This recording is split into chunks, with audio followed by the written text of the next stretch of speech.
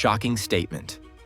Russia fired interceptors that cost 57 times more than the drones, and still couldn't stop the last beaver. This isn't hype. We'll show you how 9M96E2S pulled extreme turns at wave height while fog cut thermal detection from kilometers to a few hundred meters, forcing area saturation fire. Then a Kasuka 4 jammed control links, pushing the drones into autonomous terrain matching with outdated maps. The payoff? A thermite-enhanced charge meets an emergency gas vent, and a cryogenic processor vanishes in a fuel-air blast.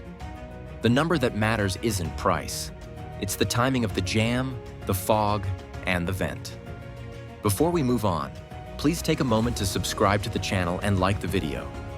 The blackout made them harder to stop because the defenders trained for people, not math.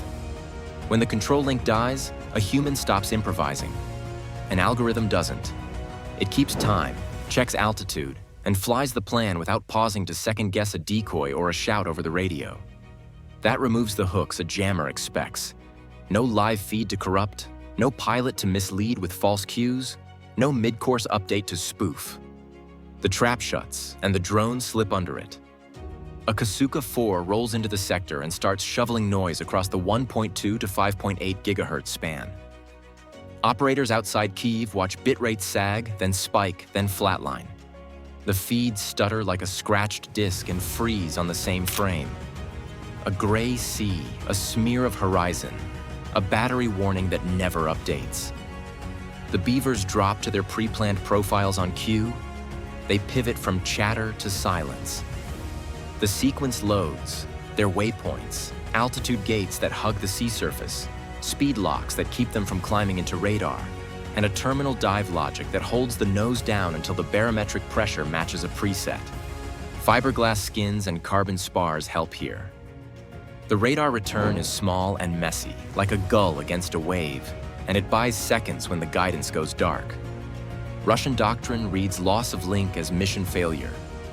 Instead, terrain contour matching and inertial navigation carry the route, comparing a radar altimeter's rhythm against a stored baseline of expected rises and falls. But the map is a month too old, and the port sprouted steel in the meantime. A construction crane on a new quay throws a lattice into the air where there should be open sky. One drone drags a wingtip along scaffolding during a wave skim and sheds a strip of skin. The autonomy doesn't react like a person would. It doesn't climb, it doesn't curse, it just resolves the next gate as lower, faster, rougher. Russian operators sweep the spectrum and confirm the kill on the link. They layer GPS spoofing on top, seeding false fixes that drift east, then north, trying to walk the swarm toward cold water and breakwaters. Barrage jamming widens. No finesse, just a flood. The inertial units grind through it. Over the last miles, drift stays small enough that coastline geometry and timing cues keep the predicted path inside the envelope. Low-altitude flight does the rest. Under a radar horizon, near sea height, the beam skims overhead instead of painting the target, and wave clutter keeps smaller returns lost in the noise floor. Older S-band arrays have trouble anchoring a track on something with a small cross-section that blends into crests. By the time a return stabilizes, the window to shoot has shrunk to seconds, and those seconds are already spent when fog rolls in later. There's a cost meter running on both sides. Each intercept attempt drains a magazine built for jets and cruise missiles, with crews on alert cycles that chew up sleep and maintenance slots. Every minute of jamming burns generator fuel, coolant, and human attention across the sector.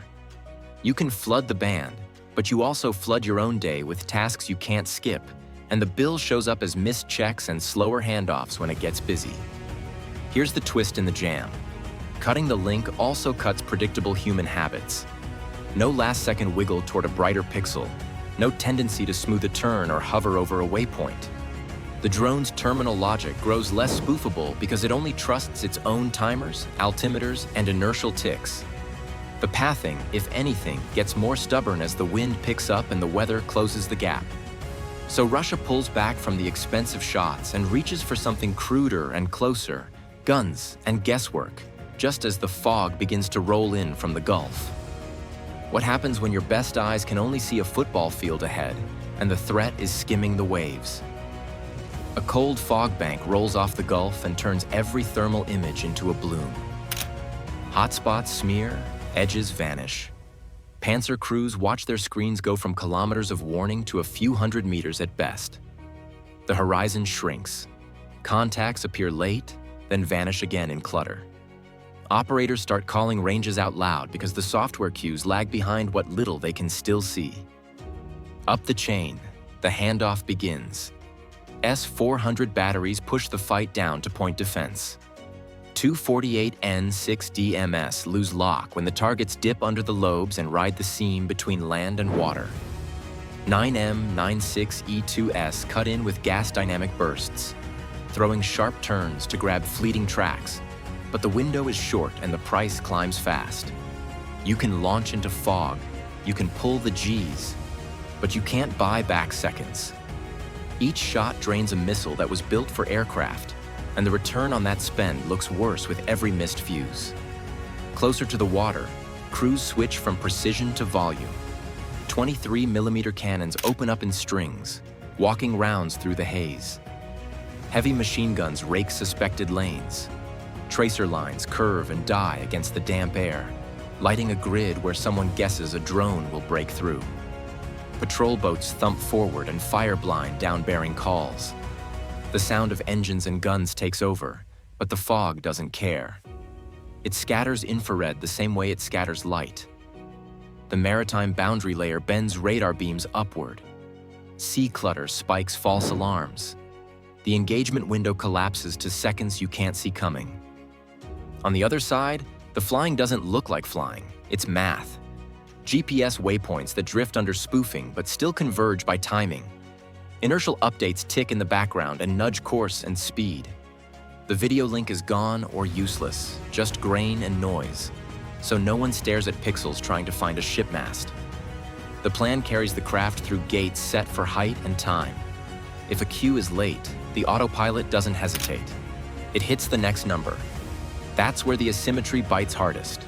$2 million goes out the rail for an interceptor. $35,000 goes out for a drone. Magazines run down. Crews tire. Guns stay cheap, loud, and ready. But guns need sightlines. The fog wipes those away. So area saturation becomes a habit, not a tactic. You fill the cube of air you can reach and hope timing overlaps with reality. Inside the port, safety manuals kick off a different chain. Emergency venting opens to reduce ignition risk. Methane and ethane bleed into still air and pool low over concrete and water. There is no color, no smell at range, no warning a flight computer can read. The autonomy sees only coordinates and a clock. It doesn't know policy. It hits the gate where the gas hangs thickest. Area fire aims at where a drone should be. Autonomy in fog flies where it actually is. One beaver threads the lines because the geometry is wrong for human eyes and right for its timers. It slips through a gap the gunners don't know they left, drops into its terminal logic, and holds the dive until the pressure reading matches the preset. Now the last mile stops being a duel of sensors. It turns into a physics problem inside the cryogenic processor, where cold lines, vented gas, and a descending charge come together on a clock that won't wait. Timing won the night. The jam cut human control, the fog cut sight, and emergency venting built a low cloud of fuel waiting for a spark. One autonomous drone, running gates and clocks, found that pocket and turned a defensive routine into a blast that shut the processor down. That chain, EW, weather, safety protocol, aligned for minutes, not hours, and the defenders ran out of seconds. If you want more breakdowns on how weather, EW, and autonomy are reshaping air defense, subscribe and tell us which system you want dissected next. Next time, we'll see how sea drones stack autonomy against sonar nets when the water turns rough.